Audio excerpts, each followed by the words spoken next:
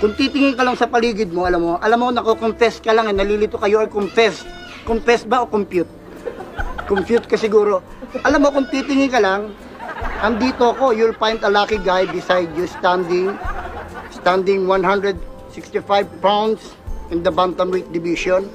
At saka, hindi mo na itatanong ha, ang lahi ko, Portuguese. Ano Portuguese? Portuguese, my bloodline, 60% Portuguese, 40% lang yung Dalmatian. Konti lang spot ko dito, dalawa lang, sumipit. Paano mo nasabi Portuguese ka eh? Pangit-pangit mo. Kaya recently kailan ko lang nalaman. Yung grandmother ko, grandparents ko, actually hindi ko kamag-anak yun. Lola ko lang sa mother side.